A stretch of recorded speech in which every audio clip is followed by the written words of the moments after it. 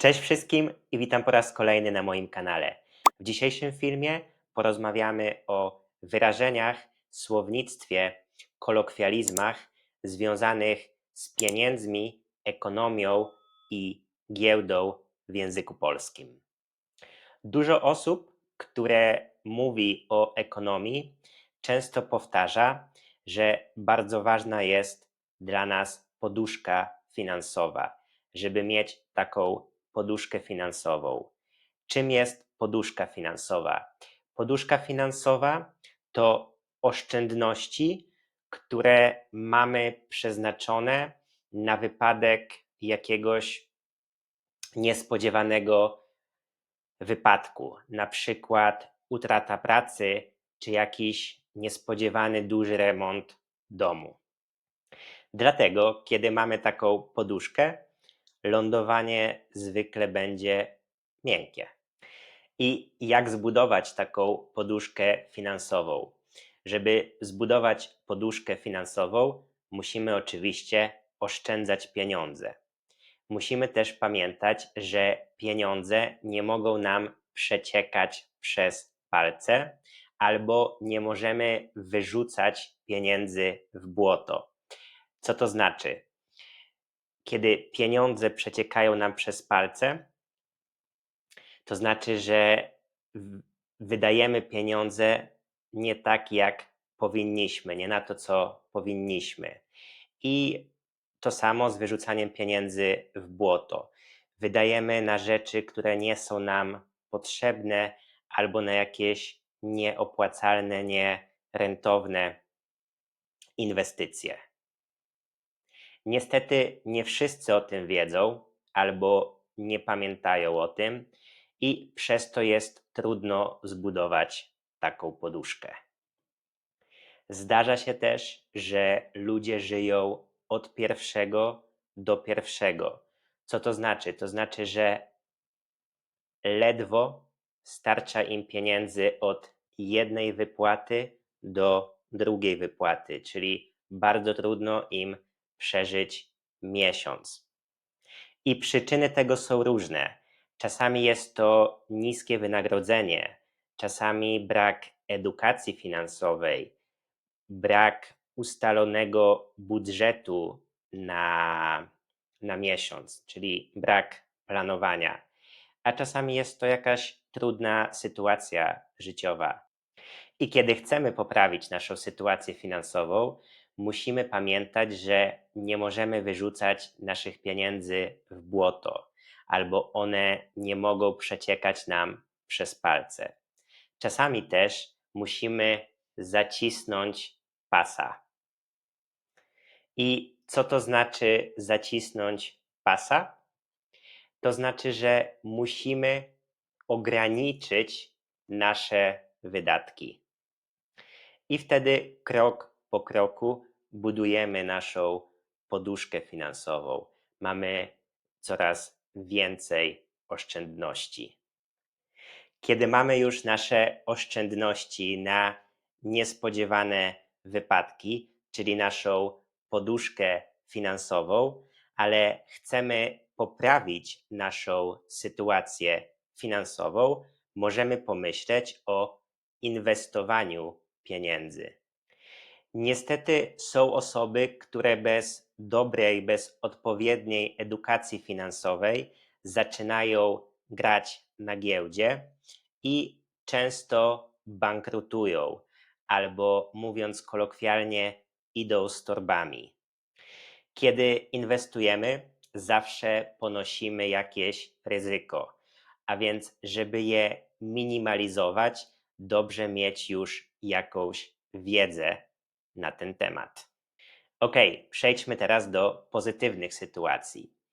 Zdarza się, że czasami trafiamy na żyłę złota, albo że kupiliśmy coś za grosze. Co to znaczy trafić na żyłę złota? Trafić na żyłę złota mówimy wtedy, kiedy znajdujemy jakieś źródło dużych korzyści finansowych. Na przykład możemy powiedzieć, że on zainwestował w tę firmę i to była żyła złota. To znaczy, te pieniądze, które zainwestował na przykład w akcje tej firmy, bardzo szybko zaczęły iść w górę i zarobił na tym bardzo dużo pieniędzy. A co znaczy kupić coś za grosze? To znaczy kupić coś w bardzo niskiej cenie. Na przykład kupiliśmy piękny, duży i nowoczesny dom w bardzo niskiej cenie, za bardzo małą ilość pieniędzy. Kiedy pracowaliśmy bardzo mądrze, podejmowaliśmy bardzo dobre decyzje finansowe i jesteśmy bardzo bogaci, możemy powiedzieć, że śpimy na pieniądzach. Myślę, że to wyrażenie jest dla Was bardzo łatwe do zrozumienia.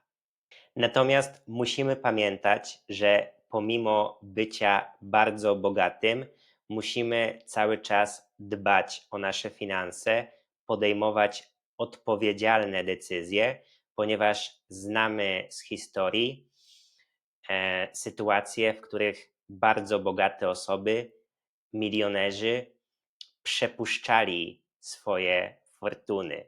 Przepuszczali swoje fortuny, czyli tracili całe swoje pieniądze, te miliony, które mieli na kontach.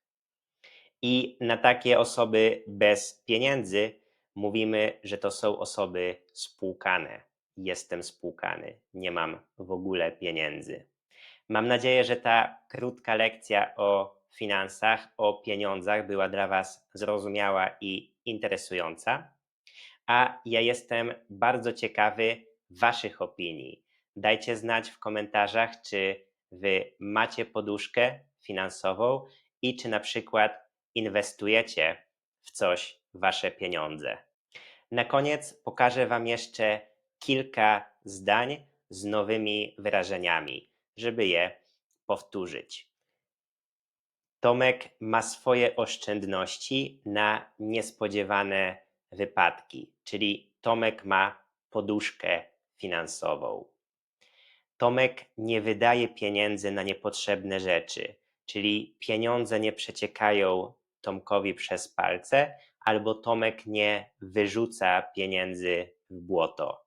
Tomek generuje wystarczająco dużo pieniędzy i nie musi żyć od pierwszego do pierwszego. Nie martwi się, że na przykład nie starczy mu pieniędzy do kolejnej wypłaty. Zdanie numer 4. Tomek ma dobrą i stabilną sytuację finansową, dlatego nie musi zaciskać pasa. Tomek inwestuje swoje pieniądze. Tomek czasami ponosi ryzyko, ponieważ gra na giełdzie. Tomek regularnie inwestuje w swoją edukację finansową, więc minimalizuje ryzyko utraty pieniędzy. Tomek zainwestował dużo pieniędzy w bitcoina wiele lat temu i to była prawdziwa żyła złota. Tomek kupił ten samochód za grosze. Tomek chce, żeby jego rodzina spała na pieniądzach. Tomek jest mądry i nie przepuści swojej fortuny. I na dzisiaj to już wszystko. Mam nadzieję, że ten film był dla Was bardzo pomocny i Wam się podobał. Na koniec bardzo proszę o zostawianie łapek w górę, subskrypcji i komentarzy. Pamiętajcie o wspólnej praktyce i pisaniu swoich zdań z tymi nowymi wyrażeniami w komentarzach. Do zobaczenia już w kolejną niedzielę. Cześć!